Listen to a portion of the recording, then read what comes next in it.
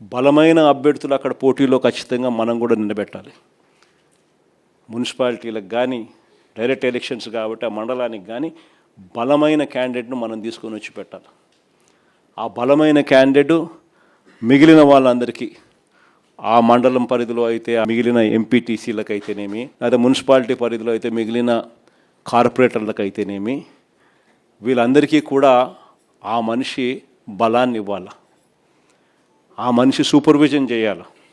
ఆ మనిషి సూపర్విజను, ఆ మనిషి బలాన్ని రెండింటినీ కూడా కార్యకర్తలకు ఇవ్వగలిగితే ఒక బలమైన క్యాండిడేట్ గెలుచుకొని వస్తాడు అనేది గుర్తుపెట్టుకోవాల్సిన అంశం. ఈ ఎన్నికల్లో మనం గెలిపించుకునేది మన కార్యకర్తలను. ఈ ఎన్నికలు జరగాల్సింది ఆ కార్యకర్తలకు భరోసా ఇచ్చే విధంగా జరగాలి. ప్రజల వాయిస్ వినిపించే విధంగా ప్రజలకు మనం తోడుగా నిలబడగలగాలి. అది ఖచ్చితంగా గుర్తుపెట్టుకోవాల్సిన అంశం. ఎక్కడైనా కూడా మీ నియోజకవర్గాలలో ఎక్కడైనా కూడా ఏకగ్రీవంగా ఎక్కడైనా ఎన్నిక జరిగితే మాత్రం నన్ను అడగాల్సిన పనిలా క్యాండిడేట్ ఆ తర్వాత ఎన్నికల్లో పోటీ చేయడని మీరే గుర్తుపెట్టుకోండి. ఎక్కడైనా పోటీ జరగకోకుండా ఏకగ్రీవంగా ఇడిచిపెట్టినారంటే మాత్రం ఆ తర్వాత క్యాండిడేట్ ఎమ్మెల్యే ఎలక్షన్లో క్యాండిడేట్ కాడు అనేది గుర్తుపెట్టుకోండి. అంత ప్రస్ఫుటంగా అంత క్రిస్టల్ క్లియర్గా చెప్తా ఉండ. ప్రతి చోట పోటీ జరగాల.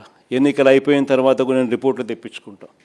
మీ ఎమ్మెల్యే క్యాండిడేట్ ప్రతి చోట పోటీకి నిలబెట్టాడా, క్యాండిడేట్ నిలబెట్టలేదా అనేది పోటీ రిపోర్ట్లు తెప్పించుకుంటాం.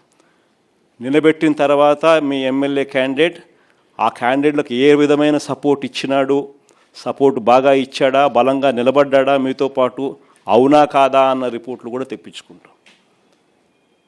ఖచ్చితంగా ఆ మేరకు పాజిటివిటీ మీ దగ్గర నుంచి రావాలి.